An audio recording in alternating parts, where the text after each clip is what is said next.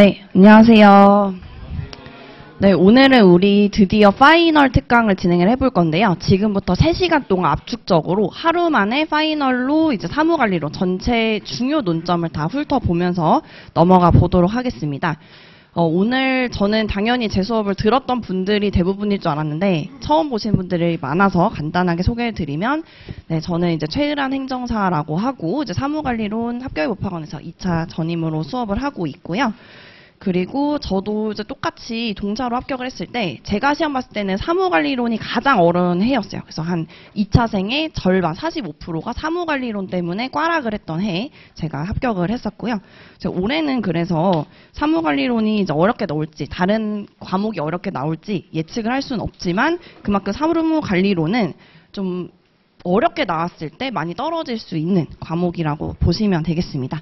자, 그래서 자료는 이제 3개가 나갔는데 사실 이제 매년 제가 준비를 하면서 고민을 많이 합니다. 이렇게 중요도를 드리는 게 약이자 독이에요. 약이자 독. 약이 되는 분들은 어떤 분들이냐? 정말 이제 포기하려고 했는데 이제 저희가 한 2달 정도 남았어요. 2달 정도 남았는데 포기를 하고 싶은데 지푸라기라도 짚는 심정으로 오늘부터 내가 60일의 전사가 돼서 한번 해보겠다 하시는 분들한테는 이제 약이 되는 강의가 될 거고, 독이 되는 분들은 뭐냐, 잘하고 있었는데 갑자기 이걸 보는 순간 이것만 보이는 거예요. 나 이것만 하겠다. 그러면 떨어집니다. 여러분, 떨어져요. 이것만 하면 떨어집니다. 자, 중요도를 구분해드리는 이유는 정말 회독에 있어서 중요한 논점을 조금 더 다회독을 하고, 남들은 이거를 다 잘 쓸 거기 때문에 남들이 잘 쓰는 논점을 내가 못 쓰면 점수가 많이 안 나와요. 그래서 다른 분들이랑 맞춰서 준비를 더 열심히 해야 되는 중요도 논점으로 구분을 해드린 겁니다. 그래서 이 자료는 참고 자료로만 활용을 하시고, 정말 여기 있는 거 보면 떨어진다고 제가 지금 3번 말씀드렸어요. 여기 있는 거 보면은 그럼 지금까지 1년 동안 우리가 공부를 할 필요가 없겠죠. 오늘 하루만 들으면 되는데. 그렇기 때문에 활용 자료로만 사용을 하시면 되겠습니다. 그럼에도 불구하고 이제 당연히 저도 잘 써야겠죠. 그래서 일단 첫 번째로 먼저 보실 게 이제 기출문제 분석표를 잠깐 보실 거예요. 이것도 이제 참고 자료로만 보시면 되는데, 오늘부터 내가 진짜 처음 하시겠다 하시는 분들은 혹시나 출제 경향을 모르실까봐 말씀을 드리면, 자, 우리 시험 같은 경우에 사무관리론은 이제 5문제로 나눠집니다. 20점짜리 5문제로 나눠지는데 5문제 중에 2문제는 우리 민원 처리에 관한 법률에서, 그러니까 법률, 시행령, 시행규칙에서 나올 거고요. 나머지 한 3문제 정도는 이름이 바뀌었어요. 작년에 공부하시고 안 하시다가 올해 처음 보신 분들은 놀라실 수 있는데 행정 업무의 운영 및 혁신에 관한 규정으로 바뀌었습니다. 이 행정 파트라고 이제 축약을 하면 행정 파트에서 한 3문제 정도가 나옵니다. 근데 그 3문제 중에 거의 불이타가 무조건 나온다. 불이타라고 하면 저희 수업 용어에서 내가 전혀 예상치 못한 이제 불시에 입은 타격이라고 해서 전혀 공부하지도 않고 듣도 보다 못한 문제가 한 문제 나와요. 그러면 하나는 그냥 지어낸다고 보시면 되겠습니다. 그럼 내가 공부해서 쓸 수 있는 거는 한 4문제 정도라고 보시면 되는데, 행정 파트에서 항상 이제 불이타로 많이 내기 때문에 우리는 어디를 꽉 잡고 가야 되냐. 그리고 제 강의 특성상 저는 이제 민원 파트는 무조건 여기서 2문제는 안정적으로 점수를 받고 가셔야 꽈락이 나오지 않는다. 이런 전략으로 가시면 되겠죠. 자, 그래서 이렇게 크게 파트를 나눠놨는데 이제 참고적으로 보시면서 저는 이거를 반영해서 여러분들한테 오늘 중요한 논점 그리고 처음부터 끝까지 훑어보면서 중요 논점을 같이 보도록 할게요. 지금 이제 들으시는 분 중에서 2차 고사장은 다 하셨죠? 고사장을 당연히 선택을 하셨을 거라고 봅니다. 자, 그래서 오늘 강의의 목표는 뭐냐? 이런 마음을 갖고 가셔야 되죠. 일단 1번 분석표를 제가 분석을 해서 드렸어요. 이거는 참고로만 보시면 돼요. 기출은 이제 기존 거니까 이것도 도구로 쓰시는 분들은 뭐냐? 작년 거 막 X 치고 재작년 거 X 치고 3개월 막 X를 쳐요. 자, 그런데 우리 시험에서 갑자기 그 다음에 똑같이 나올 수도 있죠. 그래서 굳이 내가 너무 시간이 없다 하시는 분들은 뭐 작년까지는 배제할 수도 있어요. 작년 기출까지는 배제할 수 있겠지만 그 직전부터는 다 공부를 하셔야 됩니다. 자, 그리고 2번째. 오늘 이제 강의에서 여러분들이 중요 출제 논점은 오늘 다 정리를 하고 갈 거예요. 오늘 중요 출제 논점 다 정리를 하고 이제 자료를 제공해 드리는데, 당연히 우리는 미래에 여러분들은 이제 공공행정 전문가가 되실 분들이니까 당연히 우리 윤리적인 마음으로도 유출해서는 안 되겠고, 윤리적인 마음으로도 유출해서는 안 되겠고, 공공의 이익으로도 유출하시면 안 되고, 두 번째로는 여러분들 개인의 이익을 위해서도 올해 합격률이 장난이 아니죠. 왜냐면 이번에 1차가 솔직히 좀 쉬워서 1차 합격생이 많아요. 많습니다. 그래서 2차 합격률이 많이 낮아요. 지금 저는 2차 합격률 거의 한 자릿수대로 좀 예상을 하고 있을 정도이기 때문에 자료 이 강의를 들으신 분들은 이제 본인만 보시고 내년에 재능 기부를 하시면 되겠습니다. 내년에 뭐 알아서 뭐 수험 조언을 하시든지 내년에 활용하시고, 올해는 이거를 또 나가면 걱정이 또 출제진에 들어가면 저희가 시험이 2달 전이잖아요. 막 들어가면 안 되겠죠. 그래서 그래서 저도 고민을 한 게, 그냥 강의 중에 불러줄까, 이렇게 종이로 나가면 이제 찍히니까 불러줄까, 이것도 정말 고민을 했는데, 그래도 일단 올해까지는 종이로 드려보도록 하겠습니다. 자, 그래서 오늘의 목표는 3시간 안에 마무리 특강으로 중요한 논점 다 보면서 무조건 여기 있는 거는 외우고 간다, 이렇게 봐야겠죠. 그래서 원래는 프린트를 안 드리려고 하고 요약집으로만 하려고 했는데, 아무래도 제 수업을 처음 들으시는 분들이 있을까봐, 이제 요약집으로 나가기 어려우신 분들이 있을까봐 이제 프린트도 같이 드렸는데, 이제 기존에 들으신 분들은 자료가 또 2개가 되다 보니까 같이 펼쳐 두시고 그냥 요약집 기준에다가 다 맞춰 주시면 돼요. 또 자료 여러 개 가지고 다니면은 또 양이 늘어나다 보니까. 자, 그래서 오늘 처음부터 들어가 보도록 하겠습니다. 우선 프린트 그리고 요약서 같이 논점 토픽을 맞췄고요. 자, 여러분들이 먼저 가장 외워야 되는 거는 민원 파트에서 2문제가 나온다고 말씀을 드렸잖아요. 2문제. 그런데 우리 시험은 0.1점, 0.2점, 0.3점만으로도 당락이 왔다 갔다 할 수가 있겠죠. 그래서 여러분들은 뭐를 외우셔야 되냐? 제가 프린트에다가 이렇게 당구장 표시를 해서 네모 박스 쳐놨죠. 민원 처리에 관한 법률의 목적을 외우세요. 왜 외워야 되냐? 민원 파트에 관한 문제가 어떤 게 나오더라도 내가 어떤 논점을 좀 못 썼다 하는 그 뒷부분에다가 이 보론이라고 해서 우리가 민원 처리에 관한 법률의 목적을 하나 정도 써주면 관련이 없지가 않겠죠. 당연히 민원 파트에서 문제를 내는 거니까. 그래서 단 0.1점이라도, 우리 시험은 감점 방식이 아니라 뭐라도 쓰면 가점 방식이에요. 플러스예요. 내가 이상한 거 써서 괜히 마이너스가 아닐까? 그게 아니라 마이너스 없습니다. 플러스예요. 뭐라도 쓰시면 되십니다. 그래서 합격하신 여러분들의 이제 선배님들 다 뭐냐? 끝까지 정말 0.1초 남을 때까지 쓰고 왔다. 이렇게 마음을 잡고 가시면 되시겠습니다. 자, 그래서 무조건 이 네모 박스에 있는 거는 외워주셔야 되겠죠. 자, 그런데 제가 쓰라고 했다고 문제 1번에다가도 이거 쓰고 문제 2번에다가도 이거 쓰고 이렇게 좀 센스 없게 쓰지 마시고, 둘 중에서 좀 내가 이건 좀 못 쓴 것 같다. 거기다가 이거 하나 붙여주시면 되겠죠. 자, 안 그러면 또 너무 막 복사 붙여넣기로 생각 없이 다 쓴 것 같으니까 그냥 하나 정도에 붙여주시면 되겠습니다. 자, 그래서 외우셔야 돼요.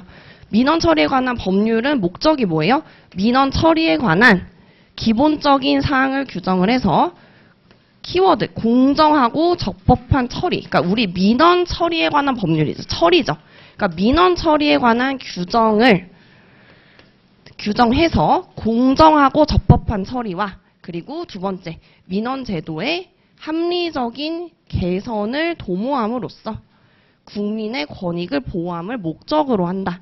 자, 다시 우리가 결론적인 목적은 뭐냐면 국민을 위한 거예요. 국민의 권익을 보호하는 게 목적입니다. 다 민원인은 거의 다 누구겠어요? 국민이겠죠? 그래서 민원의 목적은 국민의 권익을 보호하기 위해서인데 2가지죠. 2가지. 이 법을 제정함으로써 공정하고 적법한 처리, 그리고 민원 행정제도의 합리적인 개선, 2가지를 도모함으로써 권익 보호함을 목적으로 한다라고 외워주셔서 단 0.1점이라도 맞아가시면 되겠죠. 자, 그러면 이제 중요한 토픽 3번부터 들어가 보도록 하겠습니다. 자, 이 법은 작년에 개정이 됐어요. 작년에 개정이 아니죠. 신설이 됐어요. 여러분도 아시다시피 이제 뉴스를 보시면 민원 처리 담당자가 누구예요? 공무원이죠. 공무원에 대해서 이제 뭐 사건 사고가 이제 워낙 많고 보호 규정이 없기 때문에 그거에 대해서 뉴스 보도도 많이 나오고 23년에 작년이죠. 23년에 22년부터 계속 이제 신설이 되고 있었던 규정이요. 신설이 됐는데 안 나왔죠. 안 나와서 올해 단연코 출제 유력한 논점이라고 보시면 되겠습니다. 그래서 별표 3개죠. 자, 그래서 요약지 기준으로 우선 토픽 3번 전에 토픽 1번, 2번 보면은 자, 우리 핵심 요약지 토픽 1번은 눈으로 보고 가는 거죠. 민원의 종류인데 민원의 종류는 너무 기본적인 거기 때문에 용어 정리는 당연히 하고 가셔야 되겠죠. 일반, 고충, 법정 질의, 건의, 기타 이렇게 이 정도는 거의 다 우리가 항상 1단원은 공부 열심히 하잖아요. 그래서 앞에 일반, 고충, 법정 질의, 건의, 기타는 못 외우신 분은 없는 것 같아요. 그래서 1단원은 굉장히 열심히 외워서 넘어가고 자, 토픽 2번 같은 경우에는 작년 기출이죠. 민원인 그리고 행정기관 작년 기출이기 때문에 토픽 2번 같은 경우에는 조금 가벼운 마음으로 볼 수 있겠죠, 우리가. 그래서 토픽 1, 토픽 2, 그 다음에 바로 제일 중요한 토픽 3번 나온 거예요, 3번. 3번 중에서도 민원 처리 담당자의 의무와 보호 이렇게 두 가지를 세트로 묶어서 보도록 할게요. 자, 기존에는 의무 규정은 있었어요. 두 가지를 외우는 거죠. 의무와 보호 규정. 자, 민원 처리하는 담당자는 사실 공무원이겠지만 우리는 법의 용어와 비슷하게 써야겠죠. 민원 처리하는 담당자는 민원을 신속, 공정, 친절, 적법하게 처리를 무조건 해줘야 돼요. 신속, 공정, 친절, 적법하게 처리를 해야 된다라는 규정만 있었어요. 의무 규정만 있었고 보호 규정 자체가 없었어요. 없었는데 이 보호 규정이 법률 시행령 신설이 됐어요. 아예 신설이 됐기 때문에 정확하게 외워주셔야 되는 게 모두가 이걸 외워요. 모두가 이 논점이 중요하다는 걸 알고 있습니다. 알고 있어서 외워주시는 거죠. 자, 그래서 2번으로 우리가 민원 처리 담당자의 보호라는 것은 이제 법률에 있는 규정 3가지를 외워주시면 돼요. 3가지. 첫 번째, 보호를 하려고 하는데 기본적으로 사무관리론은 우리가 사무관리론을 말하기 이전에 우리의 시험은 논수령이죠. 논수령.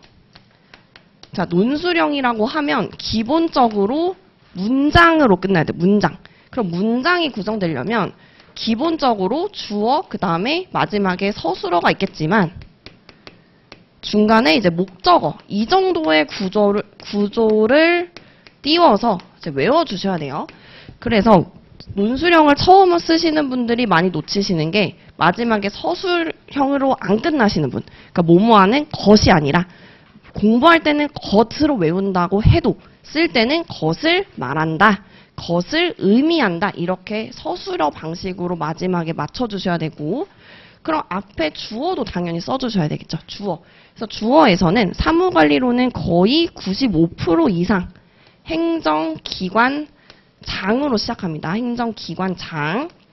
자, 여기서 헷갈려 하시는 분들 뭐냐면 절차론을 너무 열심히 해서 간혹 가다가 행정청으로 많이 쓰시는 분들이 많아요. 행정청. 자, 그런데 행정기관과 행정청은 엄밀히 다른 게 행정기관은 정말 포괄적인 의미에서 여러 가지 행정기관, 의결기관, 보조기관 다 합쳐서 행정기관인데 그 중에서 처분을 내리는 기관이 행정청인 거예요. 그래서 처분을 내리는 기관에 대한 사례 문제가 절차론에서 나오는 거죠. 그렇기 때문에 사무관리론에서는 행정청이 나올 일이 없습니다. 주어가. 그래서 행정청으로 쓰시면 안 되고 사무관리론 2교시가 되면은 무조건 주어는 모르겠으면 뭐를 쓴다? 행정기관장을 쓴다. 그리고 뭐뭐 것을 말한다, 의미한다 이 정도만 써도 문장이 확실히 예뻐 보여요. 말한다, 의미한다. 자, 이렇게 써주시면 되겠죠. 자, 그러면 중간에 목적어를 써야 되는 이 목적어가 거의 대부분 뭐예요? 키워드인 거죠. 키워드. 자, 이게 법률적인 키워드가 들어가게끔 기본 세팅은 이제 이렇게 해주시면 돼요. 그래서 한 문장씩 써주시면 되겠죠. 자, 그러면 다시 볼게요. 자, 여기서 보호 규정에서 그냥 잘 모르겠다. 그리고 대부분 행정기관장이겠죠. 행정기관장은 민원 처리 담당자를 보호할 건데 뭐로부터 보호할 건지 세 가지죠. 폭언, 욕하고, 폭행, 때리고. 목적이 정당하지 아니한 반복 민원이라고 어렵게 썼지만 이게 괴롭히는 거죠. 때리고, 욕하고, 때리고, 괴롭힌. 목적이 정당하지 않은 반복 민원은 그냥 계속 민원 넣는 거죠. 계속 반복적으로. 그래서 욕하고 때리고 괴롭히고라고 이해를 하지만 당연히 욕하고 때리고 괴롭히고라고 쓰면 안 되겠죠. 우리는 법학 답안지를 써야 되기 때문에 용어를 일상 용어로 가끔 쓰시는 분들이 있어요. 약간 이제 쉽게 일상 용어가 아니라 조금 더 법률 용어스럽게 써주셔야지 답안지가 훨씬 더 이제 퀄리티가 엄청 높아 보인다고 보시면 돼요. 그래서 폭언, 폭행, 목적이 정당하지 아니한 반복 민원으로부터 민원 처리 담당자를 보호하기 위해서 민원 처리 담당자의 신체적, 정신적 피해 예방 및 치료에 필요한 조치를 중요한 거 뭐예요? 해야 된다. 그러니까 무조건 해야 된다. 이제 키워드 들어가셔야 되죠. 그래서 이거는 사실상 키워드라고 하는 게 의미가 없는 게 그냥 그대로 외우셔야 돼요. 줄줄줄 외워야 되겠죠. 그래서 행정기관장은 무조건 이러한 조치를 해줘야 돼요. 그러니까 보호를 무조건 해주세요라는 규정인 거예요. 자, 그런데 민원처리 담당자가 먼저 요구를 할 수도 있어요. 민원처리 담당자는 행정기관장에게 이런 필요한 조치를 요구할 수 있다라는 2번 규정 써주시고, 자, 세 번째는 만약에 행정기관장은 민원처리 담당자가 필요한 조치 요구를 했다는 그 이유로 왜 이렇게 귀찮게 해? 이게 아니라 이런 불이익을 주어서는 안 된다는 거죠. 불이익을 주어서는 안 된다라고 해서 자, 먼저 하게 하고 그 다음에 요구도 할 수 있고 그거에 의해서 불이익도 받지 않게끔 최대한 보호할 수 있는 세 가지 규정을 이제 만들어 준 거죠. 그래서 1번, 2번, 3번 외워주시면 되겠죠. 자, 그러면 여기서 기본적인 큰 틀에서 세 가지 규정을 외웠는데 구체적으로 이 필요한 조치가 도대체 뭐냐? 이 필요한 조치가 뭐냐? 이게 6개죠. 6개. 그래서 6개를 외워주셔야 되겠습니다. 6개. 자, 그러면 우리가 이거를 외우고 넘어갔을 때 머릿속에 어느 정도로 들어야 되냐? 민원 처리 담당자의 의무와 보호 중에서 의무는 이제 한 줄 쓰시면 되겠죠. 신속, 공정, 친절, 적법하게 처리해야 된다 하나 쓰셔야 되겠고, 그리고 보호는 이제 2가지였죠. 민원 처리 담당자의 보호해서 법률 3가지 써주시면 되고 규정 3가지, 그리고 보호 조치에서 6가지 이렇게 줄줄 나오세요. 목차가 머릿속에 나와야 됩니다. 보호 조치 6가지. 자, 그래서 6가지는 우리가 어렵지 않게 외울 수 있는데 조금씩 이제 디테일을 더 하셔야 되겠죠. 지금 정도는 아마 여기 정도 외우실 것 같아요. 안전 보호를 위해서 뒤 정도, 안전장치의 설치 및 안전요원의 배치. 자, 여기는 1단계로 외우시고 내가 이건 외웠다. 안전장비 설치랑 안전요원 배치 외웠다. 그러면 조금 앞에 1-2개 정도 써주시면은 그래도 답안지가 훨씬 풍성해 보이겠죠. 그래서 안전을 보호하기 위해서 예방적인 의미로 영상 정보 처리 기기가 CCTV라고 말씀드렸죠. CCTV 같은 안전 장비를 설치를 해놓고 그리고 안전요원, 사람도 배치를 하는 거죠. 지금 입법 예고로 들어와 있는 게 이 안전요원 인력 배치에 관련 것도 이제 입법 예고로 들어올 정도로 지금 엄청 튼튼하게 지금 규정이 되어 있습니다.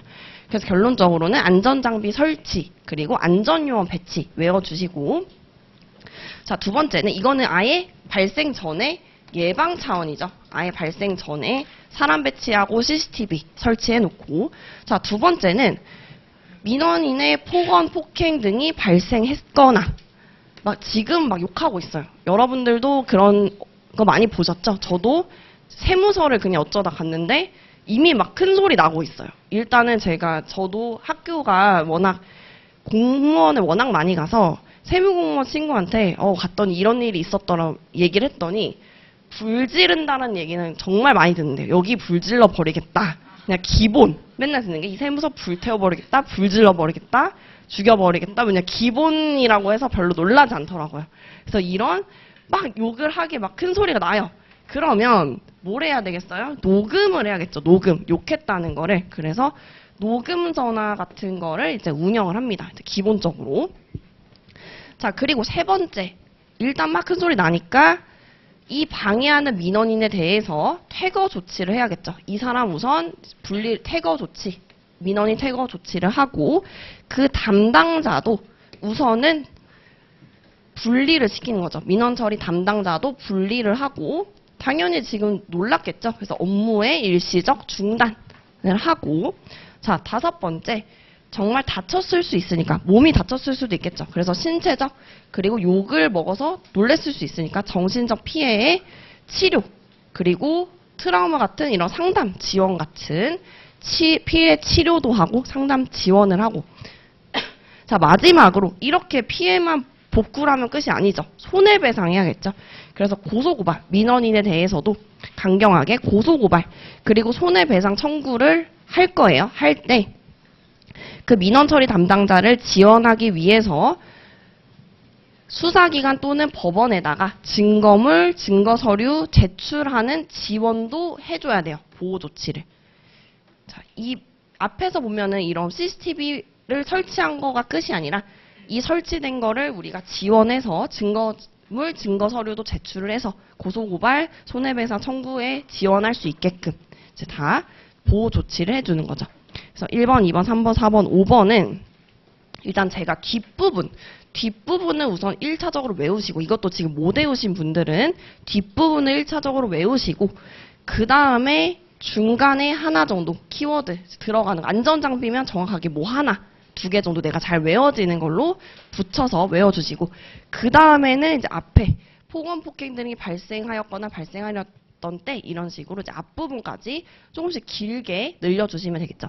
한 번에 처음부터 토시 하나 여기부터 여기까지 외우려고 하면 너무 힘들어요. 그래서 처음에는 여기를 외우고 2번째 외울 때는 이렇게 연결해서 외우고 3번째 외울 때는 이렇게 3개 연결해서 외워보고 이런 식으로 해독수를 높여가면서 암기량을 늘려주셔야 됩니다. 자, 그래서 6개 우리가 외웠고요. 자, 그 다음에 4번째 행정기관장의 역할은 뭐냐? 자, 우리 시험에서 사실상 행정기관장이 다 하는 거죠. 보호조치도 행정기관장이 하는 거 맞는데 우리 시험에서는 행정기관장의 역할을 따로 쓰라는 문제가 이제 기출에 많이 나왔습니다. 그래서 목차 구성 자체를 아예 행정기관장의 역할을 따로 빼서 구성을 해보았고요. 자, 4번 보시면 행정기관장은 그래서 뭐를 하냐? 자, 우리가 앞에서 1번부터 6가지 공부했던 그 내용과 관련해서 기본적인 지원 조치를 한다라는 내용을 정리해서 써주시면 되시겠고 그 다음에 중요한 건 뭐냐면 총괄하는 이제 전담부서를 지정을 해야 돼요. 이게 가장 포인트가 되는 자, 고소고발 손배 청구를 위해서 지원을 해줘야 되는데 도대체 누가 지원하냐? 다 각자 업무하기 바쁘죠. 바쁘기 때문에 대응하는 업무총괄 전담 부서를 우리가 지정을 해야 된다. 그래서 업무총괄 전담 부서에다가 우리가 키워드 표시를 해서 암기를 해주시면 되겠습니다. 자, 그래서 이제 문제 1번, 그러니까 이렇게 이제 들어오셔야 돼요. 우리가 목차 1번을 봤을 때, 자, 다시 우리가 어떻게 공부를 하셔야 되냐면, 핵심 요약집으로 다시 넘어가시면 이제 첫 번째 페이지 있죠. 첫 번째 페이지. 계속 이제 이렇게 두고 보는 거예요. 자, 토픽 1 보면 민원의 종류 이렇게 나와 있죠. 자, 그럼 민원은 기본적으로 다 외우셨을 테니까 민원, 개념. 민원인이 행정기관에 대하여 처분 등 특정한 행위를 요구하는 것을 말한다. 하나, 민원은 내가 안다. 그 민원의 종류 뭐지? 일반, 고충, 법정 질의, 건의, 기타. 오케이, 나 토픽 1번은 잘하고 있는 것 같아. 넘어가는 거죠. 자, 토픽 2번. 자, 솔직히 민원인 행정기관은 작년에 기출됐기 때문에 약간 내가 버리라고 말할 수 없어요. 버리라고 말할 수 없지만 그렇구나 하고 넘어가 볼게요. 자, 그럼 토픽 3번이 온 거죠. 자, 3번에서 민원 처리 담당자의 의무와 보호라는 그 문장을 보고 아, 의무가 신속, 공정, 친절, 적법하게 처리해야 된다. 하나 기억나셔야 되고 두 번째, 보호 규정 3가지 있다. 3가지. 행정기관장은 필요한 조치, 민원 처리 담당자를 보호하기 위한 필요한 조치를 해야 된다. 그리고 두 번째, 민원 처리 담당자는 필요한 조치를 요구할 수 있다. 그리고 세 번째, 행정기관장은 그런 요구를 이유로 불이익을 주어서 안 된다. 3가지 있었고 보호 조치가 6가지구나. 6가지. 그래서 장비 설치, 안전 요원 배치, 그리고 녹음 전화 등 운영, 민원인에 대한 퇴거 조치, 민원 처리 담당자 분리 및 업무의 일시적 중단. 이제 같이, 저와 같이 지금 외워주셔야 됩니다. 그냥 제가 말하는 거를 구경하는 게 아니라 같이 외워주셔야 돼요. 업무의 일시적 중단. 신체적, 정신적 피해 치료 및 상담 지원. 그 다음 마지막 고소 또는 고발, 손해배상 청구 등에 대한 수사기관 또는 법원의 증거물, 증거서류 제출 등 필요한 지원. 이렇게 해서 6개. 자, 마지막. 그럼 행정기관 장의 역할은 뭐냐? 이제 앞에 보호조치나 내용을 정리해서 한 줄 정도 써주시고, 그 다음에 중요한 거, 업무 총괄하는 전담부서를 지정해야 된다. 자, 이렇게 정리를 해주시면 되겠죠. 아, 그러면 나 민원처리 담당자의 의무와 보호는 이 정도면 줄줄줄줄 나오는 것 같아. 이렇게 나오겠죠. 자, 그러면 이제 우리가 다음 토픽으로 넘어가기 전에 조금 꼬다리가 남아있으니까 한번 보고 갈게요. 자, 민원처리 담당자가 있고, 상대평이 누구예요? 민원인이죠. 그럼 민원인도 똑같이 권리와 의무가 있는 권리와 의무. 자, 우리가 민원 처리 담당자의 의무가 뭐였어요? 신속, 공정, 친절, 적법하게 처리해야 된다. 자, 그럼 반대로 민원인의 권리는 뭐예요? 신속, 공정, 친절, 적법한 응답을 받을 권리가 있다인 거고. 자, 의무는 뭐냐면 협조 잘하고 공무 방해하는 행위 하지 마라. 그냥 말 잘 들어라 이거죠. 말 잘 듣고 난리치지 마라. 두 가지가 의무인 거예요. 협조하고 공무 방해하지 마라. 두 가지 의무가 있었구나. 보시면 되겠죠. 자, 그리고 세 번째, 정보보호도 빨리 보고 넘어갈게요. 자, 정보보호는 사실상 사무관리론에서는 그렇게 중요한 토픽은 아니지만 요즘에 워낙 또 개인정보 보호가 중요한 또 화두에 떠오르기 때문에 간단한 내용 같이 살펴보고 넘어가면, 자, 우리가 민원인에 대한 내용이 개인정보들이 워낙 많은데 공무원분들이나 아니면 행정기관에서 유출을 하면 안 되겠죠. 그래서 관련해서 그 민원의 내용이라든지 민원, 그리고 민원인에 관련된 개인정보 등이 누출되지 않은 조치를 당연히 마련을 해야 되겠죠. 강구를 해야 되고, 그 수집된 정보가 목적 외 용도로 사용이 되면 안 되겠죠.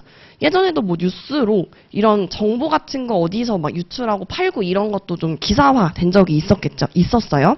그래서 이런 민원 정보도 굉장히 중요한 개인정보니까 보호를 해야 되고, 그리고 목적 외 용도로 사용되지 않도록 해야 된다.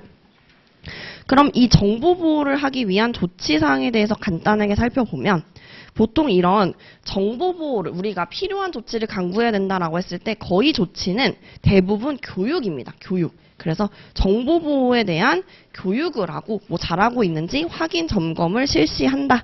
그리고 잘 못하고 있으면 징계한다. 우리가 상식적으로 이런 거는 정보 보호는 우리가 계속 캠페인처럼 해야 되는 거니까 교육하고 잘하고 있는지 못하고 있는지 확인 점검해서 못하고 있으면 징계 조치. 이렇게 세트로 기억을 해주시면 되겠죠. 자, 이렇게 해서 우리가 토픽 3번까지. 그러면은 우리가 토픽 3번을 봤을 때도 민원인의 권리, 의무, 정보 보호도 보고 나서 이게 뭐지가 아니라 하나씩은 이제 기억이 나 정도로 정리를 하고 넘어가시면 되겠죠. 자, 그러면 우리가 토픽 4번으로 바로 넘어가 볼게요. 토픽 4번은 또 굉장히 중요한 논점이겠죠. 특 A급 논점으로 별표 3개고요. 특 A급이 아닌 A급도 사실 중요한 논점이 되게 많아서 같이 쭉 살펴보면서 넘어가 볼게요. 자, 우선 토픽 4번 같은 경우에 민원의 신청이에요. 자, 여러분들이 굉장히 많이 헷갈려 하시는 게 민원의 신청 그리고 접수를 많이 헷갈려 하십니다.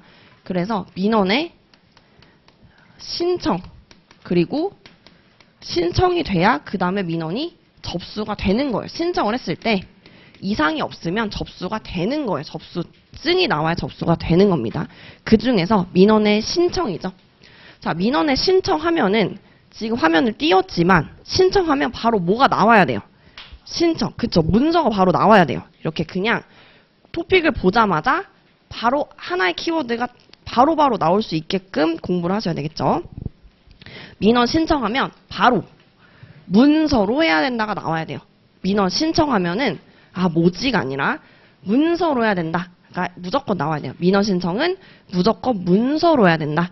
근데 그 문서가 이제 전자문서를 포함한 문서로 해야 되는데, 다만 기타 민원, 자, 기타 민원 두 가지가 있었죠. 뭐 일상생활의 불편 부담에 대해서 요구를 한다든지 아니면 다른 뭐 상담이라든지 질문에 대한 기타 민원을 제기했을 때는 구술 또는 전화로 할 수 있다. 굳이 이거는 전화해서 뭐 물어보는데 문서로 할 필요 없으니까 원칙은 문서인데 기타 민원은 구술 또는 전화로 할 수 있다. 자, 그리고 방법적인 측면에서 민원인 또는 그 위임을 받은 사람이 직접 방문할 필요가 없는 민원 같은 경우에는 방문 안 하고 팩스라든지 인터넷 등으로 신청할 수도 있는 거죠. 이게 기본적인 원칙이죠. 자, 그런데 이 민원의 신청이 별표 3개인 이유는 사실 그것 때문은 아니고 여기 누락이 돼서 죄송한데 그것 때문은 아니고 세 번째 때문이죠. 증명서류 또는 구비서류의 전자적 제출 때문이죠. 자, 이건 판서랑 같이 병행을 할게요. 자, 민원의 신청은 의의랑 방법은 그냥 기본적인 거예요. 신청하면 문서로 해야 된다. 기타 민원은 문서가 아닌 구술 또는 전화로 할 수 있다. 그런데 직접 방문할 필요가 없는 민원은 팩스, 인터넷 등으로 신청할 수 있다. 자, 그런데 우리가 문서에서 괄호 열고 닫고 전자문서 포함이라고 한 게 그냥 있는 게 아니라 3번이 굉장히 중요하기 때문입니다. 자, 증명서류 또는 구비서류의 전자적 제출이 신설이 됐어요. 신설. 근데 왜 중요하냐? 자, 우리가 엄청난, 지금도 코로나가 엄청 유행을 하고 있죠. 지금 사실 우리가 아무도 마스크 끼는 분이 없긴 한데 주변에 코로나 걸린 사람 굉장히 많습니다. 좀 우리 절대 걸리면 안 돼요. 2차가 유행 중인데 코로나 이후로 지금 어떤 문화가 생겼냐? 비대면 문화가 생겼죠. 비대면 문화가 생겨서 지금 개정 취지 자체도 이 비대면에 맞게끔 접수하고 신청할 수 있게끔 비대면 문화에 맞춰서 법 자체가 개정이 되고 있어요. 그래서 나온 게 3번이에요. 3번. 자, 민원인이 민원 처리에 필요한 증명서류나 구비서류들이 있는데 막 프린트해서 오라는 게 아니라 전자문서나 전자화 문서로 제출할 수 있다. 자, 차이는 뭐냐면 전자문서는 이메일 같은 거예요. 그냥 애초에 전자적으로 작성해서 보내는 방법, 온라인 신청이라든지 그렇게 제출할 수 있고 전자화 문서는 우리가 프린트된 또는 한글 파일로 문서화된 거를 PDF나 스캐너해서 전자화해서 제출한 게 전자화 문서입니다. 그래서 예전에는 이런 서류 같은 거 당연히 다 뽑아왔는데 비대면 문화에 맞춰서 전자적 제출하세요라고 만든 신설 규정이에요. 엄청 중요하겠죠. 안 남았고. 그래서 증명서류나 구비서류를 전자문서나 전자문서로 제출을 할 수가 있어요. 그런데 4가지가 있죠. 4가지 예외 규정 4가지가 있죠. 예외 규정. 자, 전자화나 전자화 문서를 제출하라는 거는 이제 코로나 이후로 완전 신식이죠. 신식인데 그렇게 받을 시스템이 없는 경우, 정보 시스템이 구축하지 않은 경우, 없는 경우. 자, 두 번째는 있는데 시스템 장애로 못 받는 거죠. 못 받는 경우. 자, 세 번째는 받았는데 뭔가 우리가 팩스도 그런 적 있잖아요. 팩스가 막 흐리게 나왔어요. 그렇게 판독할 수 없는 상태로 수신되는 경우. 자, 네 번째는 이 문서에 관련해서는 다른 규정이 있다라고 하는 경우에는 전자적 제출의 예외죠. 그러하지 아니하다 이렇게 외워주시면 되겠죠. 자, 그래서 이렇게 1번, 2번, 3번, 4번에 해당돼서 전자문서나 전자화 문서로 받을 수가 없으면 민원인한테 알려줘야 되겠죠. 우리가 이런 이유 때문에 죄송하지만 스캔본을 못 받아서 방문해주세요. 아니면 우편으로 보내주세요. 이런 방법을 안내를 해줘야겠죠. 자, 그럼 마지막 네 번째는 3번이랑 묶어서 같이 공부하셔야 되는데, 자, 이런 제출한 전자화 문서, 애초에 스캔된 문서는 이게 정말 조작이 된 건지, 우리가 편집이 된 건지 알 수가 없기 때문에 다른 행정기관이 발급한 문서와 일치하는지에 대해서 확인 요청을 할 수가 있고, 그 확인 요청 받은 행정기관장은 진본성을 확인해 줘야 된다. 그래서 진본성 확인이 굉장히 중요한 키워드로 보시면 되겠습니다. 자, 그래서 민원의 신청이, 자, 다시 강조드리지만 민원의 신청이 코로나 이후로 비대면 문화로 바뀌면서 아예 법에서 개정 취지 자체가 비대면 문화를 위한 제출 간소화, 편의를 위해서 나온 규정이기 때문에 3번 자체, 3번, 4번을 통째로 우리가 신설 규정, 특 A급으로 암기를 해주셔야 되겠죠. 자, 이렇게 해서 4번까지 공부를 했고, 자, 그 다음에 우리가 8번이 다음 중요 논점이지만, 자, A급의 민원의 접수가 있어요. 토픽 5번. 자, 그래서 토픽 5번도 같이 보도록 할게요. 자, 토픽 5번은 왜 A급이냐? 보통 신청 단독으로 나오는 경우도 물론 있겠지만 섞어서 나올 수가 있어요. 섞어서. 신청 및 접수. 왜냐면 여러분들이 헷갈리는 걸 아니까. 신청 물어봤는데 접수 내용 쓰고 접수 내용 물어봤는데 신청 쓸 거를 아니까 같이 물어볼 수가 있어요. 같이. 자, 그래서 신청은 우리가 문서로 해야 된다 이렇게 외웠죠. 그거부터 시작하시면 되는데 자, 접수에 대해서는 그럼 간단하게 먼저 원칙 규정은 무조건 외우셔야겠죠. 원칙 규정. 자, 우리가 신청은 누구 입장으로 생각하면 되냐면 민원인 입장에서 신청을 하는 거예요. 민원인 입장에서 신청. 자, 그럼 접수는 누가 받아주는 거죠. 행정기관에서 접수를 받아주는 거예요. 자, 그러면 접수의 원칙은 뭐냐면 자, 토픽 5번의 접수의 원칙은 접수를 보류하거나 거부할 수 없으며 부당하게 되돌려 보내서는 아니 된다요. 아니 된다. 자, 그래서 보류 그냥 안 보는 거죠. 받고 그냥 안 보는 거예요. 보류하면 안 되고 거부 그냥 안 받을게요. 애초에 거부하면 안 되고 부당하게 되돌려 보내는 게 뭐예요? 반려죠. 반려하면은 안 된다라는 게 접수 원칙인 거. 접수 원칙. 자, 그래서 접수 절차에 관련해서는 개정되고 신설로 들어온 게 또 많기 때문에 제가 A급으로 놨는데 간단하게 이거는 접수의 흐름만 쫙 보고 넘어갈게요. 자, 1번에 민원실에서 접수한다. 자, 우리가 여러분들이 그냥 시군구청에 간다고 생각을 해봐요. 그러면 1층에 민원실이 있어요. 민원실에서 접수를 합니다. 접수를. 자, 그런데 두 번째. 그럼 접수를 하면 뭐가 영수증 같은 거를 받아야 되겠죠? 그래서 접수증을 교부를 해야 되겠죠? 행정기관 입장에서. 그래서 행정기관장은 민원인에게 접수증을 교부를 해야 된다. 그래서 여러분들이 실제로 합격하고 나서 민원인을 대리해서 우리가 위임장을 받아서 바로 1층의 민원실 가진 않습니다. 보통 우리가 담당 이제 부서가 그 과마다 뭐 몇 층 무슨 과 거기 주무관이랑 사전 연락을 해서 1차적으로 서류를 다 컨펌을 받고 자, 문제 없으니까 접수 1층에 가서 하시면 되세요라고 하면 그때 1층에 가서 접수를 합니다. 그러니까 사실 이제 앞단에 내용이 생략이 되어 있는 거죠. 우리 실무적인 내용은. 그래서 민원실에 여러분들이 가서 아니면 굉장히 간단한 거는 민원실로 바로 가요. 그래서 민원실로 가서 접수를 하면 뭐를 받는다? 접수증을 교부를 받는다. 왜냐면 여러분들이 접수증을 받아야 이거를 찍어놓고 우리 민원인분, 이제 우리한테는 클라이언트죠. 접수 잘했습니다. 이렇게 증거를 남겨야 되잖아요. 그래서 접수증을 만약에 깜빡하고 안 줘도 우리가 요구를 해야 되겠죠. 접수증 달라고. 접수증을 이제 받으셔야 되겠죠. 자, 그런데 이제 외워야 되는 게 네 가지가 있어요. 네 가지. 자, 이게 A급이니까 특A 정도 아니다가 아니라 외우셔야 돼요. 외우셔야 돼요. 네 가지. 접수증을 받아야 되는 게 원칙인데 네 가지. 기타 민원. 기타 민원은 그냥 전화로 물어봤어요. 근데 접수증 뭐 받을 게 없겠죠. 기타 민원. 그리고 두 번째, 민원인이 직접 방문하지 않고 신청한 민원. 세 번째, 처리 기간이 즉시 3근무시간이 바로죠. 즉시 민원. 네 번째, 접수증에 가름하는 문서를 주는 민원. 그러니까 접수증 대신 어떤 문서를 준다라고 하면은 접수증 교부를 생략할 수 있다. 그래서 원칙은 접수증을 교부를 무조건 해야 되는데 생략하는 경우가 이제 네 가지. 이 정도는 외워주셔야 되겠죠. 네 가지 외워주셔야 되고. 자, 그 다음에 세 번째 보면은 만약에 민원인이 막 여러 명 갔어요. 우르르. 2명 이상의 민원인이 갔다라고 하면은 대표자 1명한테만 접수증을 교부한다. 자, 그리고 네 번째, 민원인이 항상 물어보겠죠. 우리도 물어보겠죠.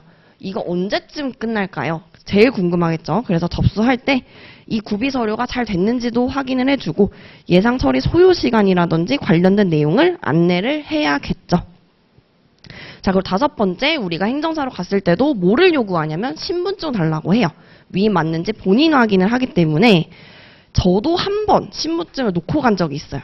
그러면 어떻게 돼요? 큰일 나겠죠. 그래서 본인 확인을 맞는지 확인할 수 있다라는 이 5번 규정을 보면은 뭐를 생각하셔야 되고, 아, 신분증은 무조건 필요하겠구나 이 생각을 하시면 되겠죠. 신분증을 갖고 다니셔야 됩니다. 자, 여섯 번째, 5명의 민원인으로부터 동일한 취지의 민원 접수할 때는 병합해서 접수할 게 있죠. 행정기관 입장에서는 접수를 받아주는데 5명의 민원인에게 동일한 내용이면 그냥 병합해서 접수를 받는다.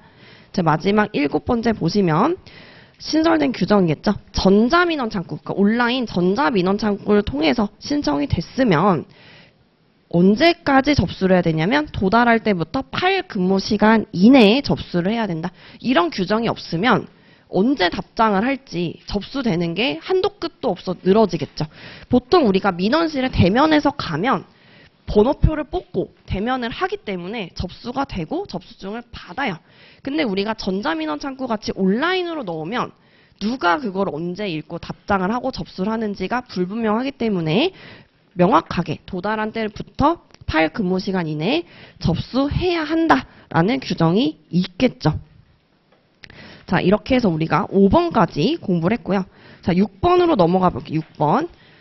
자, 6번도 간단하게 보고 넘어가면 불필요한 서류 요구의 금지예요. 불필요한 서류 요구의 금지는 왜 A급이냐? 한 번 기출이 됐어요. 한 번 기출이 됐는데 그래도 신설된 규정이 있기 때문에 불필요한 서류의 요구 금지도 우리가 제 수업을 들으신 분들 두 문자로 940 이민 이렇게 외웠어요. 목차를 940 이민 이렇게 외웠고 그 중에서 3번 공무원의 직접 확인 처리가 동그라미 4번이랑 이제 양가로 2번, 3번 같은 경우에 다 신설이 됐기 때문에 이 불필요한 서류의 요구의 금지도 A급 논점이에요. 당연히 잘 외우셔야 되는 논점으로 940 이민 이렇게 목차만 체크하고 넘어가 보도록 하겠습니다. 자, 그 다음에 이제 토픽 7번 볼게요. 7번. 자, 토픽 7번도 우리가 특 A급은 아니지만 A급 중에서도 두 번째 증명서류 또는 구비서류의 전자적 확인 이 규정이 굉장히 중요합니다. 전자적 확인. 다 우리가 비대면에 맞춰서 개정이 많이 됐기 때문에 토픽 7번에 2번 목차 증명서류 또는 구비서류의 전자적 확인이고 간단하게 내용만 살펴보고 넘어가면 자, 우리가 증명서류 또는 구비서류를 확인할 때 행정정보의 공동 이용을 보통 활용을 합니다. 요즘에. 그래서 이 관련된 내용이 양가로 1번, 양가로 2번, 양가로 3번. 그래서 행정정보의 공동 이용과 관련해서 구비서류나 증명서류를 전자적으로 어떻게 확인할 수 있는지 이 내용에 대해서는 단독 논점으로 나오긴 분량이 조금 작아요. 분량이 작아서 그래도 한번 체크를 하고 넘어가시면 되겠습니다.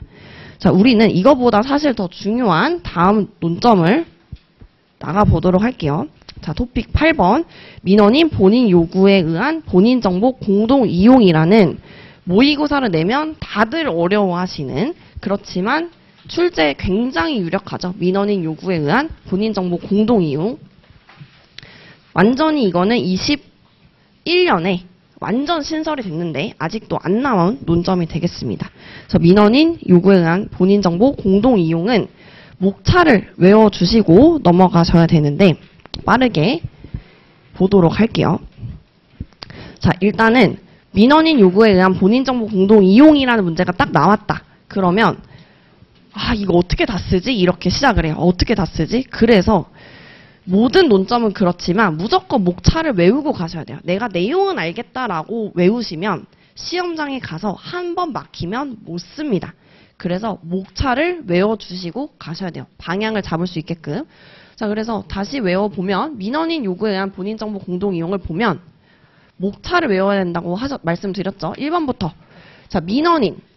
본인에 대한 행정정보 제공 요구를 하는 거예요. 민원이, 그러니까 나에 대한 정보를 제공할 것을 이제 요구를 하는 거죠. 그래서 목차를 외우면 오히려 내용이 쉽게 써집니다. 자, 내용이 민원인은 그 행정기관이 컴퓨터 등 정보 처리 능력을 가진 장치에 의해서 처리가 가능한 형태로 본인에 관한 행정정보를 보유하고 있는 경우. 말이 굉장히 어렵지만 한마디로 행정기관이 그 컴퓨터 안에 내 정보를 가지고 있다. 본인에 대한 행정정보를 보유하고 있는 경우, 보유를 하고 있겠죠. 보유를 하고 있는 경우에 민원을 접수 처리하는 기관을 통해서 행정정보 보유 기관 장에게 본인에 관한 증명서류 또는 구비서류를 민원 처리에 이용되도록 요구할 수 있다. 자, 말이 굉장히 길어서 이거는 좀 그림으로 전 항상 외우는 게 쉬웠던 것 같아요. 자, 민원인이 있어요. 내가 민원 처리를 하기 위해서 민원 접수 처리 기간을 가겠죠. 뭐 시군구청을 가겠죠. 접수 처리 기간을 갔더니 뭐 무슨 서류 주시고 무슨 서류 주시고 무슨 서류 가져오세요 했더니 너무 많죠. 그래서 행정정보 보유 기간이 있어요. 행정정보 보유 기간. 행정정보 보유 기관이 있는데, 자, 민원인이 이 기간을 통해서 이 행정정보 보유 기간 장에게 내 정보를 민원 접수 처리 기관에게 제공할 것을 이제 요구라는 거죠. 여기다가 줄 것을 민원인이 1번 요구라는 거예요. 1번 먼저 요구. 1번 요구. 내 정보를 민원 접수 처리 기관에게 민원 처리에 이용되도록 제공할 것을 1번 요구를 할 수 있다. 자, 그러면 이 민원 접수 처리하는 그 기관은 여기서 받으면 되기 때문에 민원인에게 제출을 요구하면 안 된다라는 거죠. 민원을 접수 처리하는 기관의 장은 민원인에게 제출 요구를 하지 말고 행정정보 보유 기관 장으로부터 정보를 제공받아서 처리해야 된다죠. 그러니까 이게 굉장히 복잡해 보이죠. 이 관계의 흐름이. 원래는 민원인이 민원 접수 처리 기관에서 민원인한테 서류 이거 주세요 하면 본인이 알아서 다 준비해 와서 여기다 내야 되는데 너무 불편하니까 사실 데이터 가지고 있는 거 다 알고 있으니까 그냥 여기다 주세요. 그냥 내가 동의할 테니까 여기서 주세요 라고 하면 여기서도 굳이 여기서 요구하지 말고 여기서 제공을 받아서 처리를 해야 된다 라는 규정이에요. 자, 그럼 2번 목차도 외워주셔야겠죠. 2번. 자, 그러면 1번 민원인이 요구를 했죠. 1번이 뭐였어요? 요구였죠. 내 정보 주세요 라고 요구를 했어요. 자, 그러면 정보 주세요 라고 요구를 했으면 2번은 뭐냐면 행정정보보유기관장이 정보를 제공을 하는 게 이제 2번인 거예요. 정보 제공이 2번. 자, 본인 정보 공동 이용 요구를 받은 행정정보보유기관장. 자, 요구를 받았어요. 그러면 그 컴퓨터 등 정보 처리 능력을 가진 장치니까 사실 컴퓨터겠죠. 컴퓨터에 처리가 가능한 형태로 이 민원 처리 기관에게 지체 없이 제공을 해야 된다. 자, 여기서도 해야 된다라는 규정이 굉장히 중요한 게, 자, 예전에는 제공을 할 수 있다라고 해서 거부를 할 수 있었는데 지금은 거부를 할 수 없게끔 무조건 제공해야 된다로 바뀐 거예요. 해야 된다. 그래서 1번이 민원인 본인에 대한 행정정보 제공을 요구했으면 2번 행정정보 보유기관장은 정보를 제공하는 건데 무조건 정보 제공해야 된다죠. 해야 된다. 이게 2번 목차죠. 자, 그러면 3번 목차 볼게요.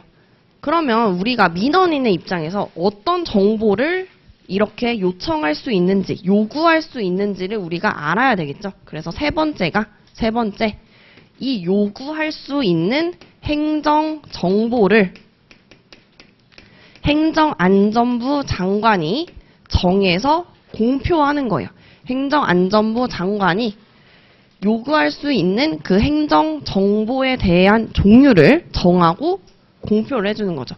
그냥 모든 정보를 다 이렇게 하는 게 아니라 뭐는 되고 뭐는 안 되고 그 종류를 정해서 행정안전부 장관이 정하고 공표를 해줍니다. 이게 3번 있죠. 3번.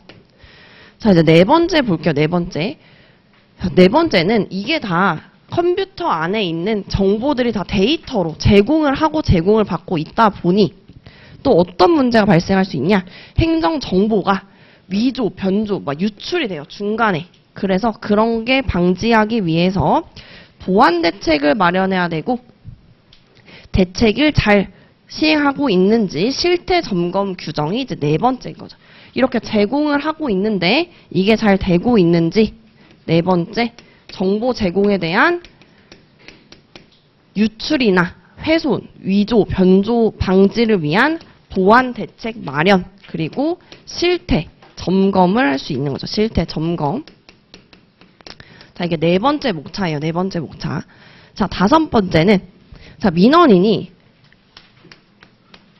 내 정보를 요구를 해야 되는데 그 정보가 최신의 정보 또는 잘못된 정보면 안 되겠죠. 그래서 내 정보의 정확성 및 최신성을 유지할 수 있도록 정기적으로 같은 내용의 본인 정보를 민원 처리 기간에 제공할 것을 이제 요구할 수 있다. 그래서 정기적 공동 이용, 최신성, 정확성 유지를 위해서 정기적 공동 이용까지 이제 외워주시면 되겠고, 만약에 이 내용을 요구하는 것을 처리하고 싶다. 그러면 민원인은 처리할 수 있는 거죠. 그러니까 민원인은 거의 편의를 위해서 요구할 수 있다. 요청할 수 있다. 철회할 수 있다. 자, 그런데 정보보유기관장은 제공해야 된다. 민원 접수 처리 기간도 제공받아야 된다. 제출 요구하면 안 된다. 다 이런 의무 규정으로 봐주시면 되겠습니다. 그래서 토픽 8번은 일단은 여러분들이 되게 어려워하기 때문에 목차를 외워주시면 돼요. 1번부터 목차를. 지금 이렇게 보시면 이해가 되겠지만 다시 1번부터 하면은 좀 막혀요. 막혀. 그래서 1번부터 목차를 외워주시면 되겠습니다. 이따가 시간 되면 한번 빠르게 복습을 해볼게요. 자, 시간이 너무 빨리 가는 것 같은데 저만 그런 거 아니겠죠? 자, 빨리 이제 토픽 9번으로 가볼게요. 토픽 9번. 자, 토픽 9번은 또 왜 중요하냐? 같은 맥락이에요. 코로나 이후로 비대면 민원에 대한 수요나 그런 문화가 확산되고 있는데 또 누가 문제가 돼요? 디지털 약자가 문제가 됩니다. 디지털 약자분들이 문제가 되기 때문에 토픽 9번이 또 신설이 됐어요.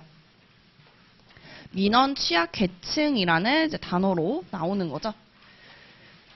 자, 우리가 편의를 위해서 다 전자적 제출하게 하려고 하는데 디지털 약자도 우리가 챙겨줘야 되겠죠. 그래서 토픽 9번 민원 취약 계층에 대한 편의 제공 같이 보시면, 자, 민원의 신청 접수 과정에서 우리가 엄청 편하게 뭐 공동 이용, 정보, 전자적 제출에 대해서 막 공부를 했어요.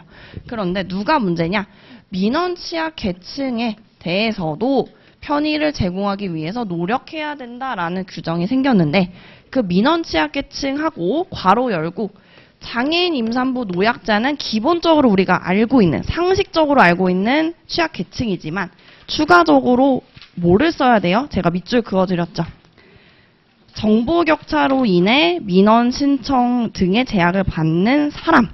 왜냐하면 이분 때문에 이게 신설이 된 거예요. 정보 격차로 인하여 민원 신청에 제약을 받는 사람. 우리는 이렇게 써야겠지만 이분들이 누구냐? 디지털 약자인 거죠. 디지털 약자를 위해서 앞에는 신나게 비대면으로 디지털 문화를 위해서 편의 제공 규정은 다 만들었는데 디지털 약자가 딱 생긴 거예요. 그래서 이분들을 위한 규정이 생긴 거기 때문에 뭐를 잘 써줘야 되겠어요? 정보 격차로 인해 민원 신청 등의 제약을 받는 사람이라는 단어를 써주는 사람이랑 안 써주는 사람이랑 한 글자 차이라도 완전 다른 거죠. 이 문제 취지 자체가 이것 때문에 만든 건데, 자, 그리고 그냥 이제 이거는 보통 이렇게 편의 제공하면 기본적으로 수수료 감면 규정은 세트로 붙어 있습니다. 그래서 하나 다 잘 쓰시더라고요. 다 모의고사 볼 때 수수료 감면은 다 잘 쓰세요. 하나씩 기억이 잘 나나 봐요. 그래서 수수료 감면도 같이 챙겨주시면 되겠죠. 자, 그러면 민원 취약 계층의 범위는 시행령에 나와 있어요. 시행령에 나와 있는데 이 중에서 7개를 다 외우시는 분은 물론 좋겠지만 나는 그 정도는 아니다. 그럼 한 4-5가지 정도 외우시면 될 것 같아요. 나한테 잘 외워지는 거로. 그래서 장애인, 임산부, 노약자니까 장애인, 그리고 노약자니까 이제 65세 이상인 사람, 그리고 임산부 이 정도 외울 수 있겠고, 수급자, 뭐 결혼 이민자, 그 밖에 필요하다고 인정하는 사람, 뭐 이 정도 외워주시면 되겠죠. 이 중에서 편하게 좀 외워지는 분들로 한 4-5가지. 근데 여기가 더 중요한 규정이 되겠죠. 이 괄호 안에 써 있는 단어가 이것 때문에 도입이 된 거니까. 그래서 민원 취약 계층의 범위. 그러면 이 민원 취약 계층에게 어떤 편의를 제공하는지 볼게요. 4가지겠죠. 자, 민원 취약 계층에 대해서 우리가 몸이 불편하거나 하시는 분들한테 뭐 휠체어라든지 돋보기 같은 뭐 편의용품 비치를 할 수 있겠고, 자, 2번째는 민원 취약계층 전용 창구를 설치하자. 그리고 3번째는 우리가 노약자, 장애인, 임산부 말고도 플러스 우리가 디지털 약자에 대해서 생각을 하면 3번이 이제 떠올릴 수 있겠죠. 정보 시스템을 이용한 민원 처리 방법에 대한 안내 및 교육도 편의 제공을 해야 되겠구나. 그래서 1번, 2번, 3번이 편의 제공 사항, 그 장애인, 임산부, 노약자, 디지털 약자에게 제공되는 편의 제공 사항이구나. 이렇게 외워주시면 되겠죠. 자, 그 다음에 우리 토픽 9번은 여기서 끝이 아니죠. 그 다음에 중요한 게 이제 민원실, 민원 편람 비치예요. 자, 여기까지 하고 잠깐 쉴 거예요, 딱. 자, 민원실, 그 다음에 민원 편람 비치 편의 제공 보시면은, 자, 우리가 민원실은 기본적으로 어렵진 않아요. 어렵진 않아서 간단히 살펴보면, 자, 편의를 위해서 민원실을 설치할 수가 있는 거죠. 그러니까 우리가 문제에서 신청 편의의 제공만 딱 나오면 상관이 없겠지만 민원실도 같이 나올 수가 있겠죠. 그래서 민원 편의를 위해서 민원실을 설치할 수 있다. 그래서 어떤 곳은 민원실이 없을 수도 있습니다. 무조건 다 있는 게 아니에요. 민원실이 없을 수도 있어요. 그래서 민원실을 설치할 수 있다. 자, 그래서 민원실에서 직원 중에, 그러니까 공무원 분들 중에서 경험이 많고 성실하신 분들을 민원실에 배치를 해줘야 되겠죠. 민원실에. 보통 이제 민원실에 엄청 많은 5만 가지를 물어볼 테니까 어느 정도 알아야겠죠. 그래서 실무 경험이 풍부하고 성실한 자를 이제 배치를 해야 되겠다.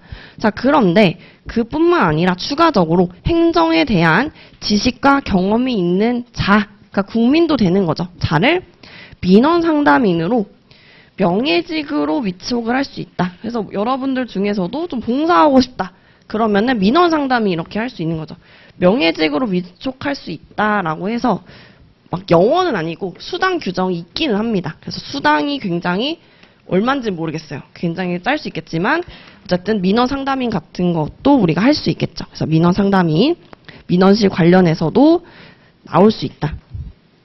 뭐 나머지 편의 제공이라든지 민원실 운영 같은 경우는 참고적으로 같이 보시면 되겠죠. 참고적으로 보시면 되시고 한번 체크하고 넘어가야 되는 거는 자, 민원 편람 비치 등 신청 편의의 제공. 자, 요거 하나 보고 마무리하고 잠깐 쉬도록 할게요. 자, 민원 신청 편의의 제공은 뭐냐면 자, 우리가 전체적으로 민원 신청 편의의 제공하면 당연히 민원을 신청할 때 불편하면 안 되겠죠. 편하게 신청을 하러 가야겠죠. 그래서 편의의 제공에 있어서 여러 가지 토픽이 나올 수가 있는 거예요. 이 큰 카테고리에서. 처음으로 배운 게 우리가 민원 취약 계층인 거고, 취약 계층에 대한 편의 제공을 배운 거고, 두 번째, 민원실. 민원실이 무슨 편의 제공이야? 왜냐면 민원실도 설치할 수 있다니까. 편의 제공을 위해서 설치를 해준 거죠. 민원실. 민원실 플러스 민원 상담인 관련돼서 우리가 편의 제공 규정이 있었던 거고, 자, 세 번째는 뭐냐면, 자, 민원실에다가 뭐를 넣으라고 했냐? 민원 관련 법령이나 편람, 그리고 처리 기준 절차 등 필요한 사항에 대해서 게시를 하고 인터넷 홈페이지를 통해서 제공을 하는 등의 민원인에게 뭔가 알려줄 수 있는 편의 제공을 해라라고 해서 세 번째 같은 경우에는 그럼 편의 제공 이런 계층 민원실 플러스 정보죠. 정보 필요사항을 게시하고 인터넷 홈페이지 등을 통해서 제공. 자, 이게 뭐가 중요하냐 생각할 수 있는데 이것도 개정이 됐어요. 어느 정도 개정됐냐면 예전에는 민원에 필요한 신청사항을 게시하거나 뭐 이런 식이었어요. 거나 홈페이지도 아니야. 인터넷도 아니었어. 편람을 제공. 그러니까 이거를 하거나 편람을 두던지 약간 이런 식이었다고 하면 이제는 and죠. 이것도 있어야 되고 인터넷도 제공을 해주고 그러니까 뭐든지 포커스가 민원에게 편의를 제공하기 위해서 엄청 지금 신설이 된 거예요. 이쪽 파트가 다 편의 제공. 그래서 필요한 사항 게시하고 편람이라든지 절차 등 필요한 사항 게시하고 인터넷 홈페이지 등을 통해서 제공하는 등. 그러니까 요즘에 이거를 위해서 뭐가 있어야 돼요? 컴퓨터가 다 있어야 되겠죠. 그래서 다 컴퓨터가 있을 수밖에 없는 이제 근거 규정이 되는 거겠죠. 그래서 관련해서 필요한 사항을 게시하는 것 중에서 뭐가 있냐? 민원 편람을 줄 수가 있어요. 민원 편람. 민원 편람을 열람을 할 수 있도록 민원실에다가 민원 편람을 두거나 아니면 컴퓨터를 둬서 민원 편람을 볼 수 있게끔 하는 거고, 그 민원 편람에 있는 게 우리가 서구무 이렇게 외웠죠. 서구무. 민원 편람 안에 들어가 있는 게 이제 서구무 두 문자를 따서 이제 외워봤습니다. 자, 이렇게 해서 우리가 5분 안에 여기까지 해서 정리를 할 건데, 자, 5분 안에 어떻게 정리할 거냐. 자, 다시 우리가 중요 논점을 계속 이제 보고 있는 거죠. 보고 있어서. 자, 특 A급 정리를 계속 이렇게 누적적으로 하지 않으면은 우리가 까먹습니다.